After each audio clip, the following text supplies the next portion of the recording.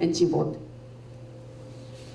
Se han liberado a estos criminales, a parte de esta organización criminal de los patecos. Cuando se les capturó, disminuyó considerablemente la criminalidad, las muertes en Chimbote. Entonces, desde aquí mi reflexión es que para enfrentar la corrupción y las organizaciones criminales tenemos que adoptar decisiones con mucha firmeza y hablar el mismo lenguaje, los jueces, los fiscales, la policía. Decisiones firmes, drásticas en la lucha contra la corrupción y contra el crimen organizado. Muchas gracias.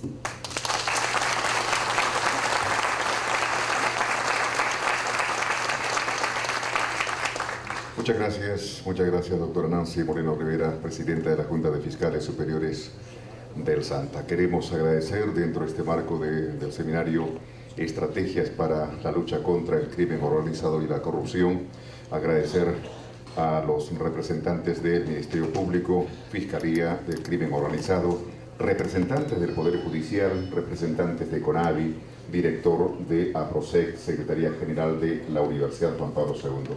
Agradecemos la presencia del doctor Cristian Salas, que en estos momentos se está retirando, a cumplir en la agenda, como ya lo hemos escuchado. Te agradecemos tu presencia. Gracias, doctor Cristian Salas. Bien, seguidamente, señoras, señores presentes, vamos a escuchar al doctor Jorge Chávez Cotrina. Él es fiscal superior de la Fiscalía Superior Nacional, especializada contra la criminalidad organizada. Doctor Chávez Cotrina, por favor.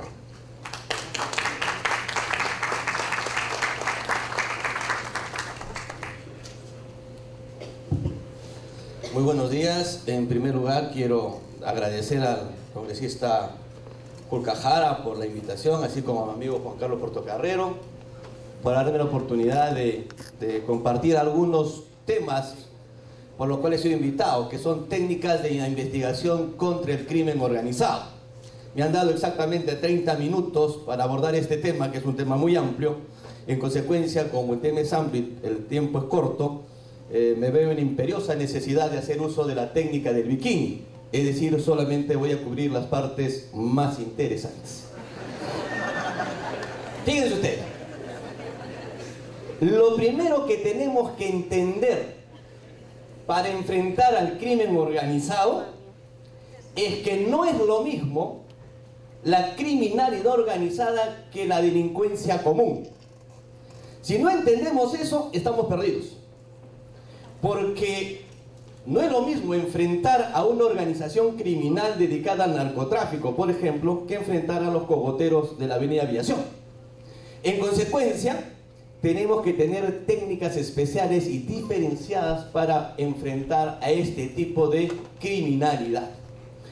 Y la nueva ley del crimen organizado, la 30.077, nos da esos mecanismos modernos de investigación para poder enfrentar a organizaciones criminales. Y nos da, por ejemplo, los famosos agentes encubiertos, que ahora está en moda por el famoso Aterna, que los he visto ayer vestidos hasta de monjes.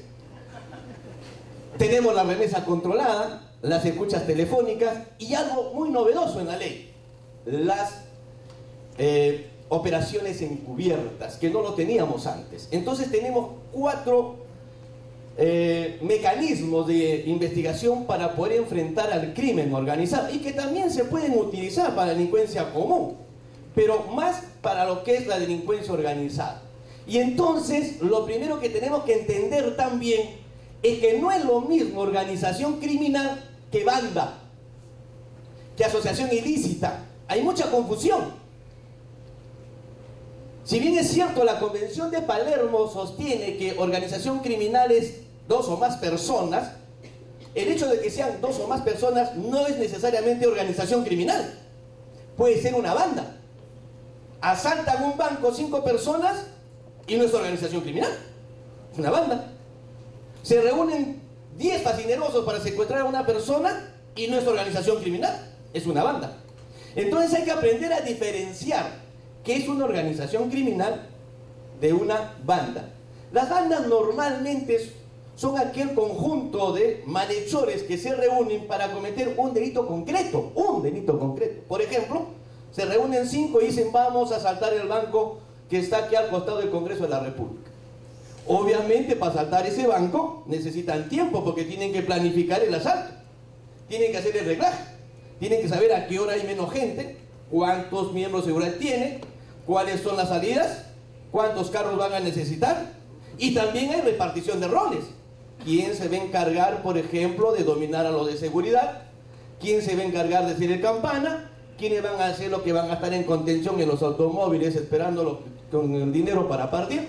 ¿Quiénes van a ir a la caja fuerte? Hay repartición de roles.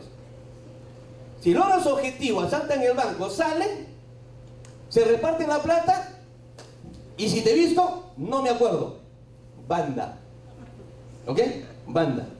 Una organización criminal tiene otras características. Una organización criminal es una empresa delincuencial que permanece en el tiempo, que tiene jerarquía, que tiene estructura, y se dan para cometer delitos, en plural, delitos graves, delitos continuos. Podemos hablar de un concurso real de delitos, por ejemplo, aquellas organizaciones criminales que se dedican al narcotráfico y están haciendo pases de narcotráfico 1, 2, 3, 4 veces. El cartel de Sinaloa, por ejemplo, el cartel de Juárez, el cartel de Guerrero, organizaciones criminales. O las organizaciones criminales que se dedican a la trata de menores, que durante todo el tiempo están, ¿no es cierto?, explotando niñas sexualmente. Por ejemplo, en Madre de Dios.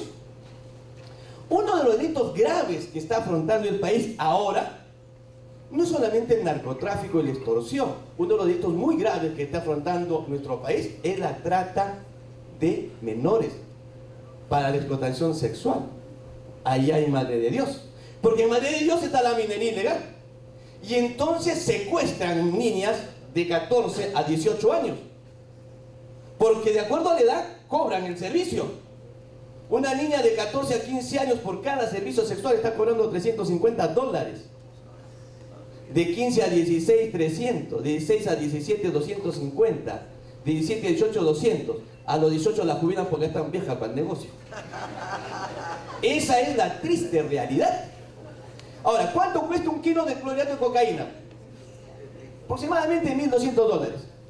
¿Cuántas veces puedes vender un kilo de clorhidrato de cocaína? Una sola vez. ¿Cuántas veces puedes vender a una niña? En el día mínimamente la venden 10 veces. A $350 son $3.500 diario. Multiplícalo por 10, 35.000. Multiplícalo por 30, 105. Multiplícalo por 365 días al año. Y cada fascineroso tiene por lo menos de 10 a 15 menores esclavizados. Negocio redondo. Grave problema. El Estado tiene que enfrentar ese problema porque atenta contra nuestras niñas, contra la juventud. Y entonces tenemos que tener estrategias para enfrentar al crimen organizado. Pero para enfrentar al crimen organizado tenemos que tener estrategias especializadas. Porque no es lo mismo hacer una estrategia para enfrentar al crimen organizado dedicado al narcotráfico que enfrentar a la delincuencia dedicada al lavado de activos, o enfrentar a la corrupción de funcionarios, o a las extorsiones, como ha habido en Ancash y en la parte norte del país, o a la trata de personas. Son diferentes modalidades de delitos, son diferentes organizaciones criminales, y en consecuencia, cada modalidad delictiva, cada organización, necesita una estrategia para enfrentarlo. Porque cada organización tiene su propio modus operandi, tiene su propio lenguaje, tiene su propio territorio. El narcotráfico, el BRAE, por ejemplo. El trapecio amazónico, el narcotráfico. Las personas que se dedican al narcotráfico tienen otro perfil. No puedes atacar al narcotráfico con una misma estrategia para atacar la extorsión, por ejemplo. Es otro tipo de mentalidad. Y tampoco podemos tener la misma estrategia para enfrentar la trata de personas. Entonces, ¿qué está pasando en el Perú? No tenemos estrategia. Tenemos plan.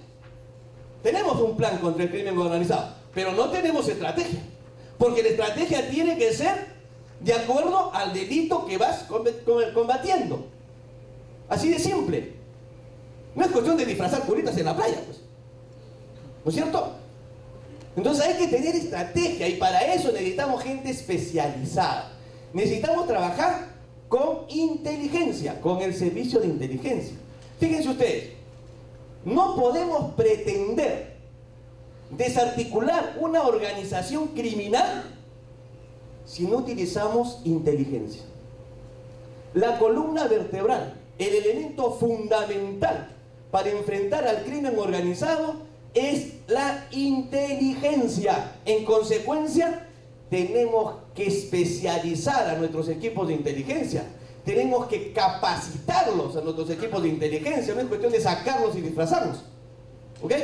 Entonces hay que capacitarlos al equipo de inteligencia en las diferentes formas. No es lo mismo hacer inteligencia contra el narcotráfico que hacer inteligencia contra las extorsiones, que hacer inteligencia contra el lavado de activos. No es lo mismo. Así como hay fiscales contra el crimen organizado, fiscales contra la corrupción, fiscales contra el lavado de activos, tenemos que tener grupos de inteligencia especializados para enfrentar cada modalidad del delito. Y también inteligencia a frecuencia común. Y entonces, dentro de estos mecanismos de inteligencia tenemos el primer mecanismo, el agente encubierto. El agente encubierto es un procedimiento de inteligencia que lo autoriza el fiscal provincial.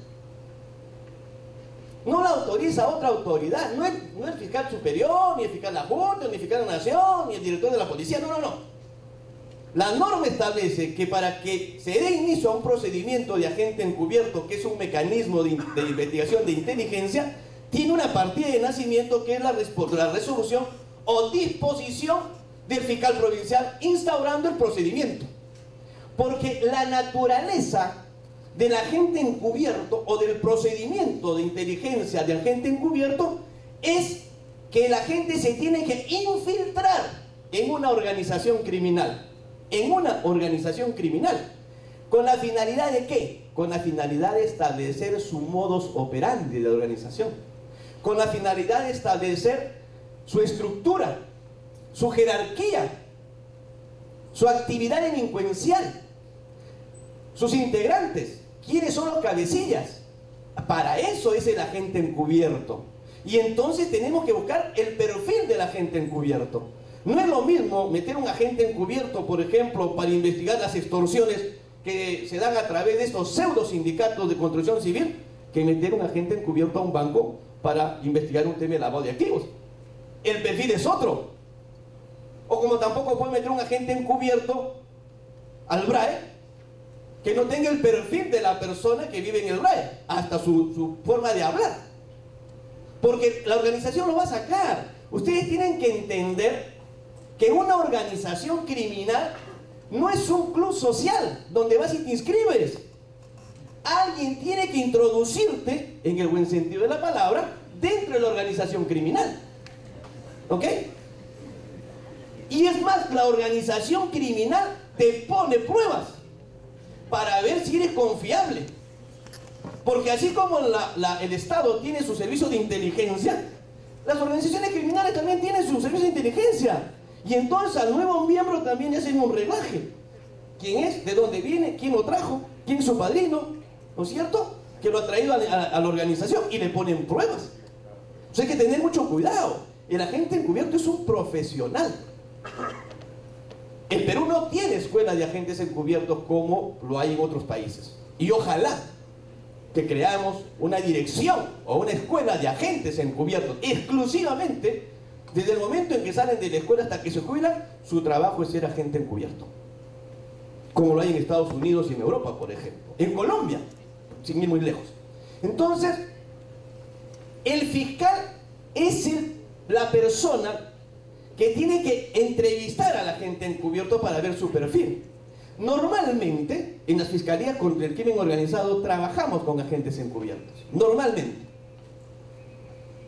Es el fiscal, es el grupo de inteligencia el que nos trae el caso. Y nos dice, doctor, para esta organización necesitamos, ¿no es cierto?, un agente encubierto. Ese agente encubierto lo trae la policía. el fiscal lo entrevista para ver su perfil. Y además para decirle qué puede hacer y qué no puede hacer el agente encubierto. Porque un agente encubierto tiene que traficar. Si, por ejemplo, metemos un agente encubierto en una organización criminal dedicada al narcotráfico, ese agente encubierto tiene que ser una persona que se dedique a traficar con drogas. Porque para eso lo hemos metido. No lo hemos metido para que se confiesen o para que los haga rezar. No, para que trafiquen. ¿Ok? Y entonces el fiscal tiene que ver su perfil. Y le tiene que decir, mira, en este operativo, estas cosas legalmente puedes hacer y estas cosas no puedes hacer. Por ejemplo, si a nuestro agente encubierto la organización le pide que mate a alguien, no lo podemos permitir. El operativo tiene que abortar. ¿Por qué? Porque el bien jurídico protegido que estamos, ¿no es cierto?, investigando, que es el tráfico de drogas, es de menos importancia que el bien jurídico protegido que es la vida. Entonces el agente encubierto tiene que saber qué hace y qué no debe hacer. O sea, tiene que saber hasta dónde está protegido jurídicamente el agente encubierto y hasta dónde no puede estar protegido el agente encubierto. El hecho que una persona meta a un agente encubierto a una organización criminal no significa que el agente encubierto tenga carta blanca para cometer los delitos que le dé la gana. No. Se le dice qué delitos puede cometer y qué delitos no está protegido. Si nuestro agente encubierto mata, lamentablemente tendrá que irse y ser procesado por homicidio o asesinato. No lo vamos a proteger. Por eso es que se tiene que establecer al agente encubierto. Por eso es que tenemos que tener profesionales como agentes encubiertos. Como le decía, si yo pretendo, por ejemplo, destruir, investigar, desarticular una organización criminal dedicada a la extorsión a través de organizaciones mal llamadas sindicatos de construcción civil, yo tengo que buscar un agente encubierto que tenga la pinta pues de trabajador de construcción civil, uno que tenga pues la pinta de cargador de lata, ¿no es cierto?, allá de techo, que sepa cargar, asentar un ladrillo, ¿no es cierto? Pues lo meto acá al hombre de ahí, lo van a sacar porque esa pinta de curita vuela, lo matan pues. Entonces tiene que tener una pinta pues, ¿no es cierto?, así como yo me cholón.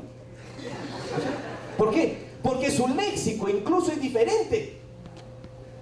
Su forma de hablar, su comportamiento es diferente, para que no lo saquen, porque si la organización lo saca, lo matan, pues. ¿Ok?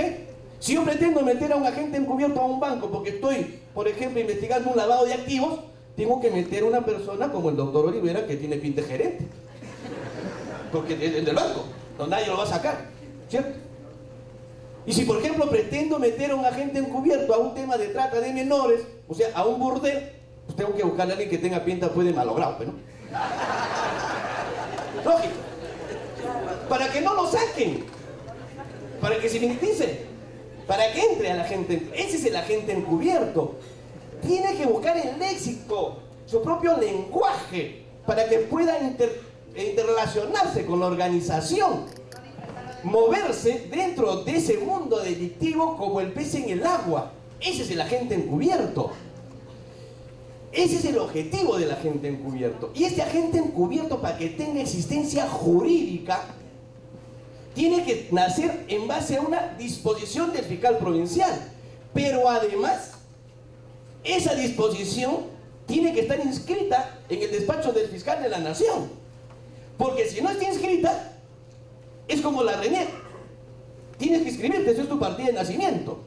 Porque ha ocurrido en la experiencia, a veces tenemos agentes encubiertos, y por la emoción del fiscal, el equipo, hacemos otro agente encubierto, ¿no es cierto? El agente encubierto ingresa a la acción criminal, trae toda la información, no dice dónde está la droga, intervenimos, cañamos gente, todo bien bonito, y al fiscal se le olvidó un pequeñísimo detalle. Se olvidó de avisarle al fiscal de la nación. No está inscrito. Y los abogados son mosca, pues. En juicio oral, no en etapa de la investigación preliminar, ¿eh? Porque yo siempre le digo a mis colegas de la fiscalía, los errores de la investigación no se ven en etapa de investigación preparatoria o preliminar, en el viejo modelo. Se ven en juicio oral. Ahí se ven los detalles. Porque el abogado que sabe dice, momentito, señor, como ocurrió una vez en la sala, el agente encubierto va a ser el testigo con clave, etcétera, ¿no? En un biombo para que nadie lo identifique. ¿Y qué dijo el abogado? En primer lugar, quiero que oficien al despacho del fiscal de la nación para ver si está inscrito. Y no lo habían inscrito. Se acabó el procedimiento. Y damos la bienvenida al maestro Prado Saldarriaga, que nos honra con su presencia.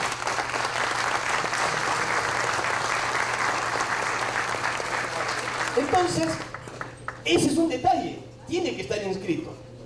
Y entonces la policía y el fiscal tienen que hacer dos cuadernos, ¿ok? El cuaderno abierto de la investigación y el cuaderno cerrado, secreto y reservado del agente encubierto, donde está toda la información de nuestro agente encubierto, ¿ok?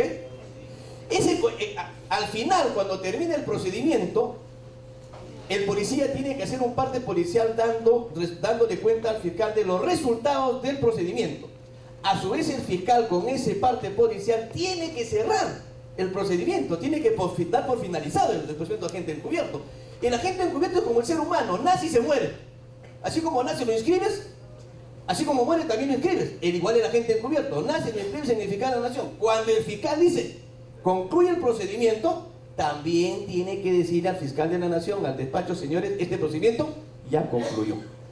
Y entonces, ¿cuál es el objetivo del agente encubierto? Además que, ¿no es cierto?, introducirse en una organización criminal y destruirla con la información. El objetivo jurídico es protegerlo. Porque en nuestro país, lamentablemente, el informante no tiene protección jurídica. Y ahí un llamado al Congreso de la República para que, ¿no es cierto?, legislen sobre ese tema. La mayor de los estados que luchan contra el crimen organizado basa sus informaciones en agentes, en informantes. La DEA tiene sus informantes, la Policía Nacional Peruana tiene sus informantes, pero el informante no está jurídicamente protegido. Y entonces, ¿qué hacemos en la práctica? Tenemos un buen informante, que normalmente está dentro de la organización, y para protegerlo jurídicamente lo convertimos en agente. Pero ¿qué ocurre? Hay dos tipos de agente, el agente especial y el agente encubierto. El agente especial es un civil, y el agente encubierto es un policía. ¿Ok? Si tienen alguna pregunta, por favor, o alguna duda, con todo gusto pregunten para confundirlos más. Otro mecanismo de inteligencia es la remesa controlada. La ley faculta hacer remesas de bienes, de dinero, entre ellos drogas. ¿Cuál es el objetivo de hacer una remesa controlada?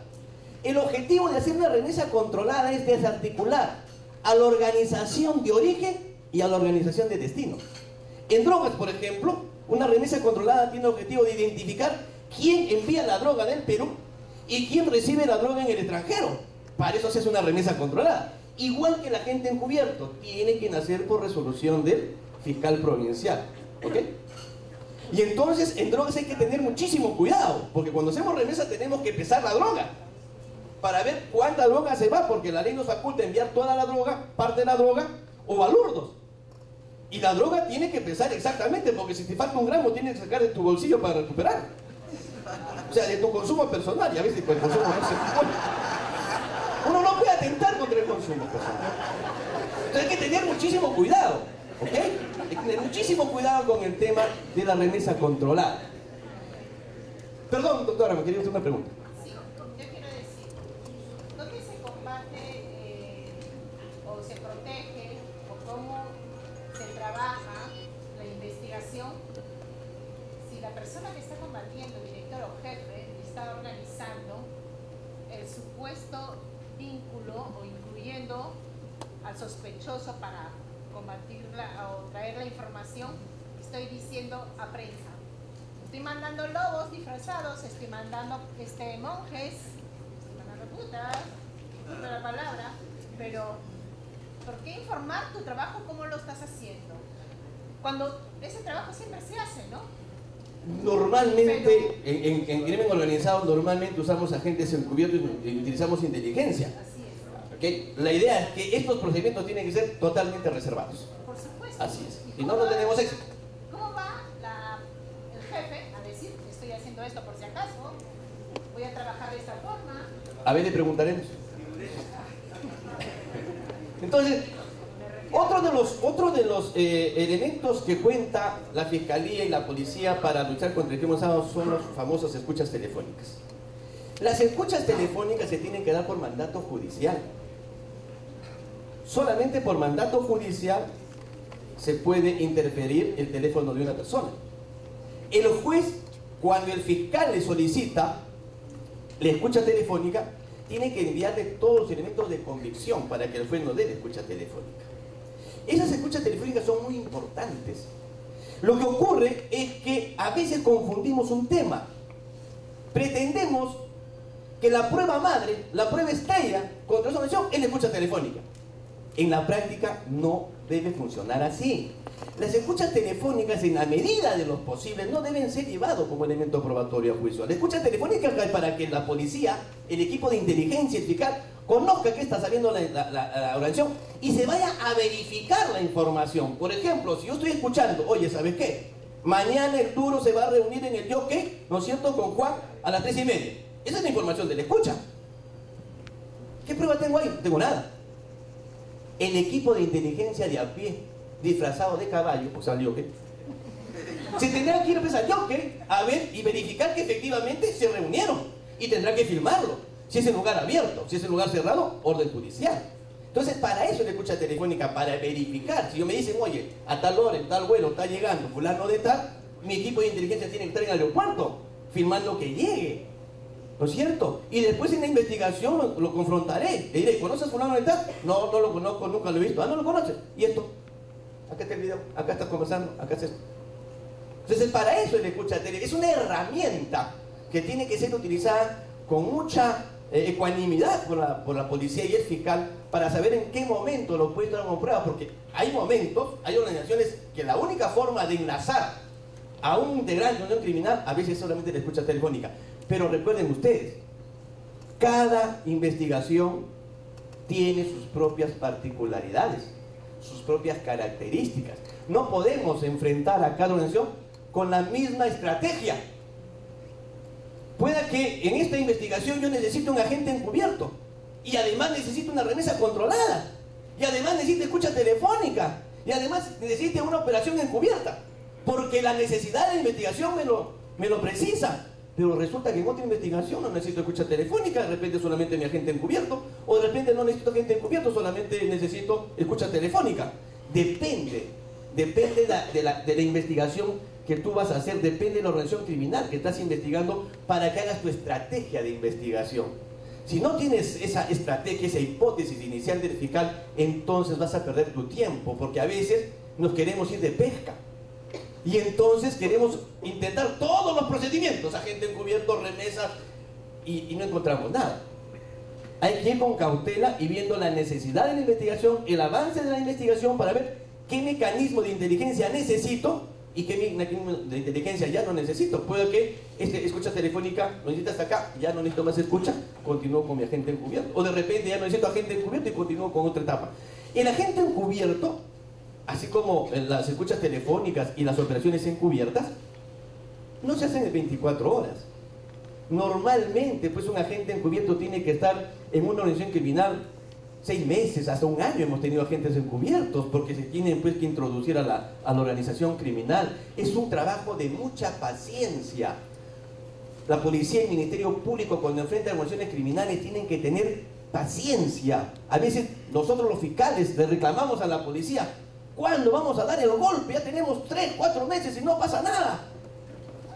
Y nos dicen: doctor, paciencia, todavía estamos investigando, nuestra gente nos está dando información, no hay que apresurarnos, porque a veces por apresurarnos damos un golpe y es un boomerang. En vez de detener a 15, detenemos a 2 y al final no tenemos nada. Entonces, el éxito de una investigación contra una organización criminal está exclusivamente en la paciencia, en la estrategia y sobre todo, y esto es muy importante, en un trabajo coordinado entre la Policía Nacional y el Ministerio Público. Si no hay coordinación entre la Policía Nacional y el Ministerio Público para enfrentar al crimen organizado, señores, no vamos a llegar a ningún lado. Enfrentar al crimen organizado es un gran reto. Un reto muy difícil para los operadores de justicia. Pero no se olviden de algo: los grandes hombres se han hecho frente a los grandes retos. Muchísimas gracias.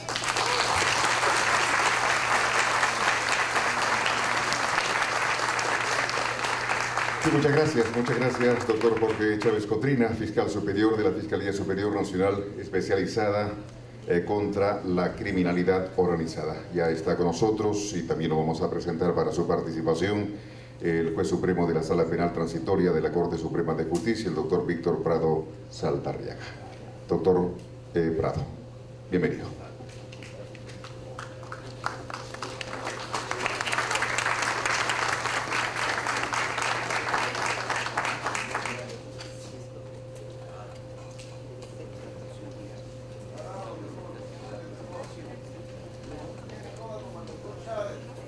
Bien, le vamos a agradecer al doctor Chávez Cotrina, se está retirando. Gracias, doctor Chávez Cotrina, por su presencia y su participación. Hasta luego. Gracias por su exposición. Adelante, doctor Prado. Sí, teníamos una presentación que remitimos a los organizadores, pero...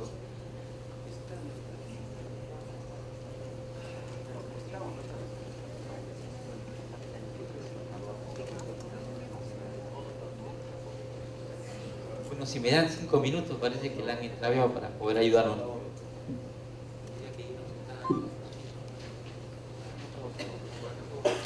Bien, queremos agradecer cada una de las intervenciones de los señores jueces, fiscales, especialistas, procuradores en este seminario sobre estrategias para la lucha contra el crimen organizado, un evento organizado por la primera vicepresidencia del Congreso de la República, el señor congresista que está en mesa presidiendo justamente este seminario, Modesto Pulcajara, y la Procuraduría Pública especializada en delitos de orden público del Ministerio del Interior. Estrategias para la lucha contra el crimen organizado y la corrupción. Como ustedes están siguiendo cada una de las exposiciones, este tipo de eventos sin duda sirven también para que la ciudadanía tome conocimiento de los graves riesgos que implica la propagación de estas modalidades delictivas, criminalidad organizada, a la luz de la ley número 30077, doctor Víctor Prado Saldarriaga. Doctor Prado, por favor, adelante. Muy buenos días. En primer lugar, mi agradecimiento por la amable invitación a participar en este importante seminario de análisis de lo que constituye en el contexto internacional una de las 6 amenazas del mundo contemporáneo, cual es la criminalidad organizada, y que presenta ya en nuestro país unas manifestaciones bastante definidas que han dado lugar no solo a reformas legales como la que representa la ley 30.077, a la cual voy a referirme brevemente, sino sobre todo a una expectativa social en el rendimiento de las distintas agencias que tienen que hacer frente a esta problemática. Esto es, la construcción no solamente de una criminalidad, perdón, de una política criminal en un sentido estratégico, sino fundamentalmente operativo. No se asusten, es un sumario algo amplio en la medida en que he tenido que trabajar sobre la base de un texto que tenemos ahí en el UCB, que habíamos remitido uno especial para adaptarnos al tiempo asignado, pero trataremos de ser muy puntuales en la presentación de esta ponencia, que yo podría dividir en 2 aspectos. El primero, en identificar cuál es la presencia de la criminalidad organizada en el Perú, esto es una línea estrictamente criminológica, y la segunda, una evaluación de cuáles han sido, si se quiere, los problemas que en torno a la actuación normativa o a la configuración legal de este fenómeno criminológico ha ensayado el legislador peruano en lo que va de las 2 últimas décadas, para arribar finalmente a cuáles son las propuestas que en este dominio formula la ley 30.077, que hemos dado en llamar ley contra el crimen organizado, lo cual ya es un problema técnico. No es lo mismo crimen organizado que criminalidad organizada. Y esta es una variable de orden criminológico que, bueno, el tiempo no nos da para ensayar una explicación, pero que poco a poco voy a ir marcando. Avancemos. Si queremos identificar rápidamente lo que nuestra población, lo que la clase política, lo que la representación nacional viene identificando como criminalidad organizada y sobre todo los medios de comunicación social, vemos 2 imágenes. Una, la más corriente, la más común, la que aparece en los noticieros diariamente, y es la llamada criminalidad violenta, la que técnicamente identificamos como una criminalidad de despojo. Esto es una criminalidad que busca quitar la riqueza, el patrimonio de otro, empleando sobre todo medios violentos. Es el escenario de los delitos de robo con agravantes, de los secuestros, de la extorsión. Pero la otra modalidad, que es la que realmente representa el problema mayor, el que realmente produce la preocupación mundial, es lo que llamamos la criminalidad organizada emergente. Es decir, una criminalidad productiva, una criminalidad que crea mercados, una criminalidad que produce bienes, una criminalidad que intercambia en ese mercado bienes y servicios ilegales. Esto es lo que alguien decía, una criminalidad de emprendedores de lo ilícito. Ese panorama diferente que está conectado a delitos como el lavado de activos, la minería ilegal, la trata de personas, la inmigración ilegal, es otra forma de criminalidad. Se ha hablado y he escuchado brevemente de los agentes encubiertos, de la entrega vigilada, de la interceptación de las comunicaciones o del control electrónico, etc.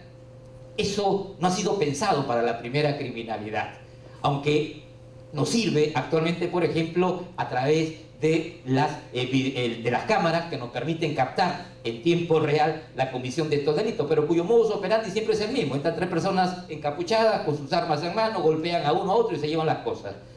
Más pistas para la policía, pues vamos, todo está ahí. El tema es trabajar, es decir, se trata de una criminalidad que asusta, una criminalidad dura, violenta, pero una criminalidad en definitiva fracasada, porque tarde o temprano la vamos a detener. Tarde o temprano va a ir a la cárcel. El perfil del otro es diferente. El perfil del otro es más bien el de un empresario, el de una persona de éxito económico, de una persona que es admirada, de una persona que ha desarrollado una línea de especialidad en muchas áreas, de una persona que alcanza poder en diferentes estratos, desde el poder económico hasta el poder político o el poder tecnológico. Esa criminalidad es la criminalidad organizada y lamentablemente ya tiene presencia activa en el Perú y según los diferentes estudios, los pocos estudios que se han realizado, aporta a la configuración del llamado Producto Criminal Bruto Nacional alrededor de 10.000 millones de dólares por año. Avancemos, por favor. Avance. Ahí tienen un cuadro muy representativo de esto. Nos preocupa lo que está en verde, lo otro no. Lo otro es coyuntural. Lo otro, como repito, tiene esas características de agresividad, pero también allí va su debilidad.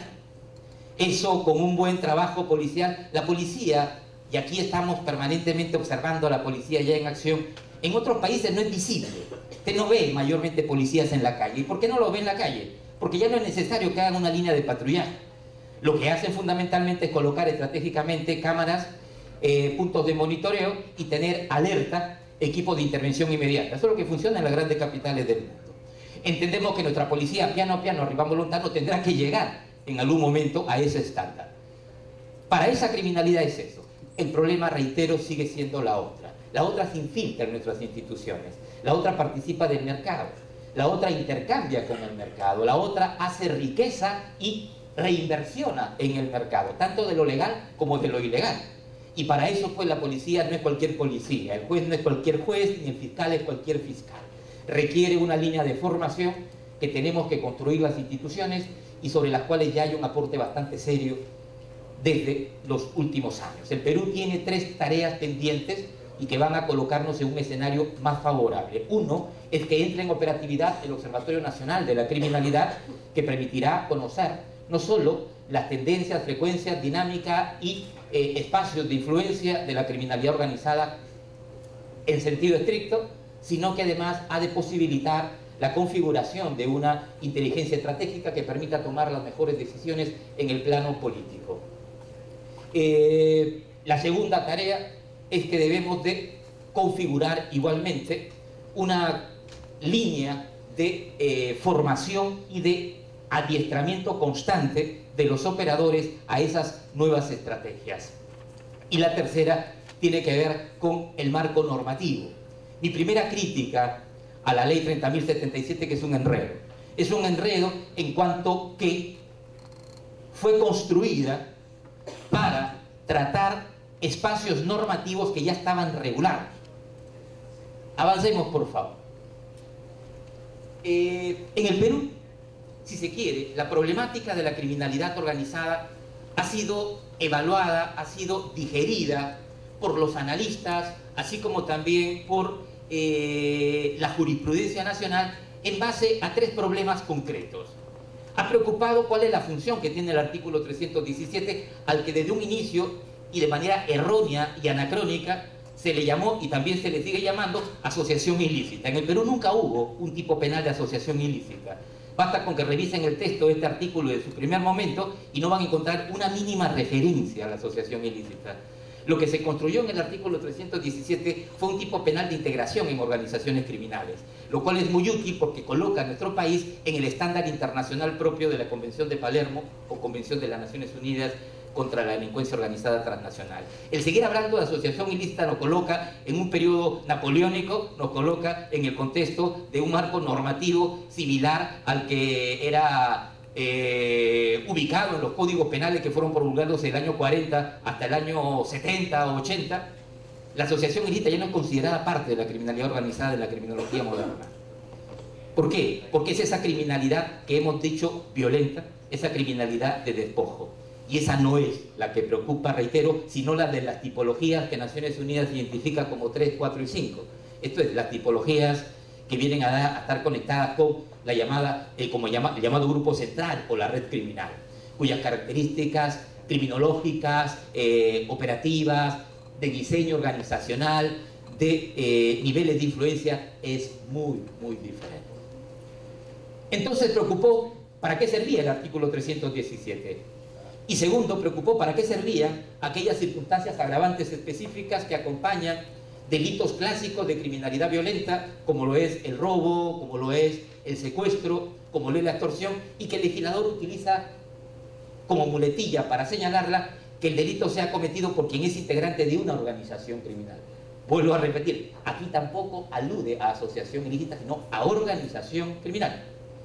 Y también, en tercer lugar, el hecho de diferenciar ese supuesto donde el delito, sea robo, sea hurto, sea secuestro o también tráfico ilícito de drogas, es cometido por quien integra una organización criminal. De otro supuesto agravante también común, que alude a la presencia plural de personas que ejecutan el hecho punible. Esto es lo que llamamos técnicamente una coautoría funcional o criminológicamente un mero concierto, y que el legislador señala como que el delito sea cometido por 2 o más personas. El segundo no es parte tampoco de la criminalidad organizada. Muy bien, ese es el marco de referencia y preocupación. La evolución histórica nos ha llevado a que actualmente tengamos 3 tipos de normas donde está presente en el marco legal la criminalidad organizada.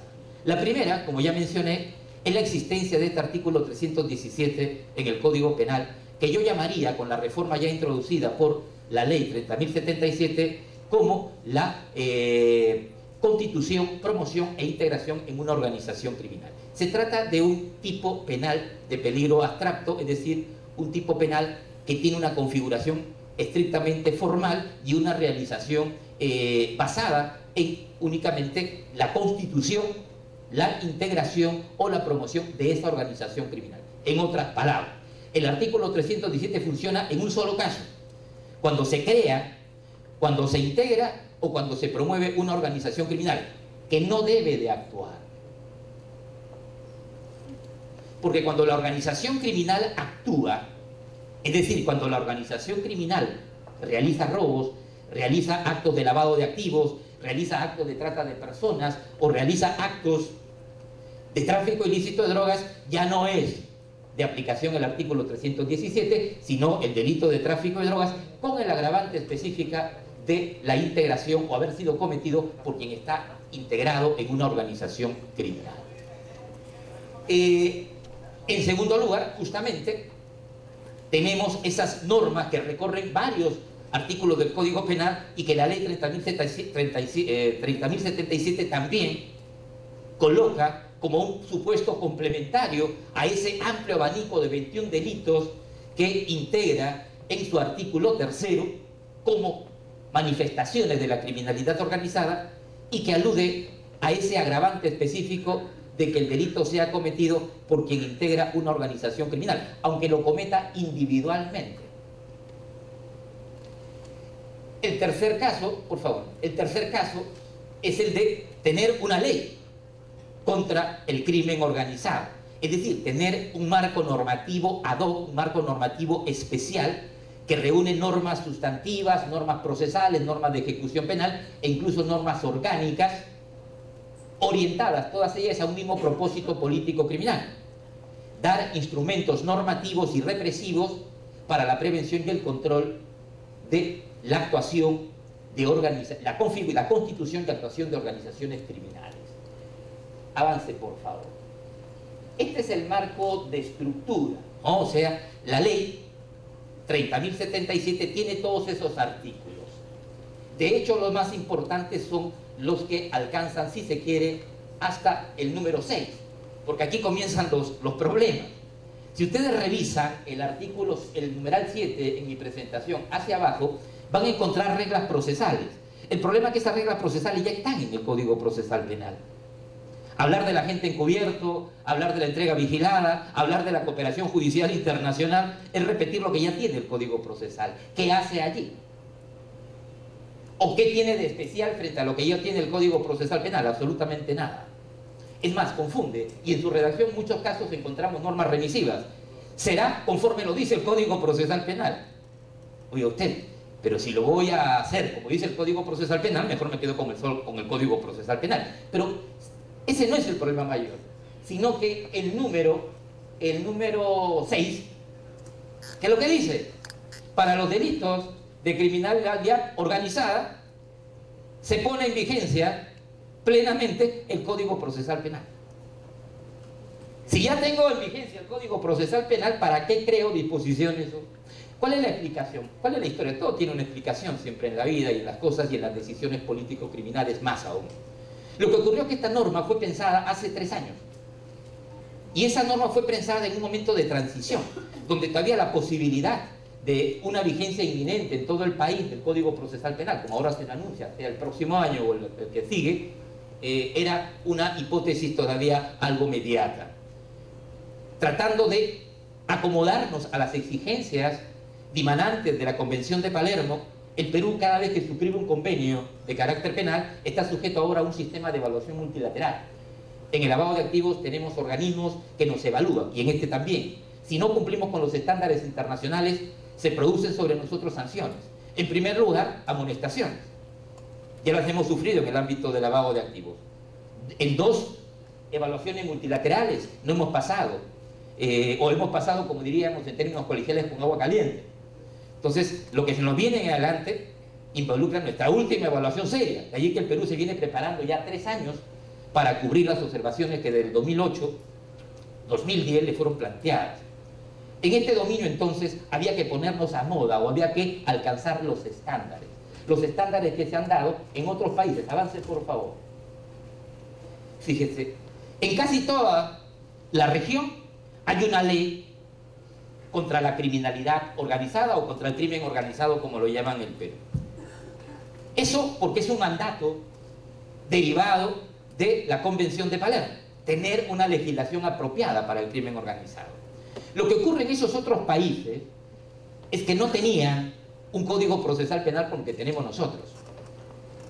Y tampoco tenían un tipo penal como el artículo 317 que tenemos nosotros. Moraleja: ellos necesitaban tener una ley contra el crimen organizado. El Perú lo que tenía que hacer era reordenar su marco normativo ya definido en el Código Penal y en el Código Procesal Penal para darle viabilidad mejor o para lograr una mayor amplitud en el marco de regulación. Por lo demás, es una ley que reúne, como decíamos, normas de diferente utilidad, normas penales, procesales, orgánicas, de ejecución penal. Otra característica importante es que va a concentrar en órganos especializados, y eso es bueno, la investigación y el juzgamiento de estos delitos. Hay algunos que cuestionan esto.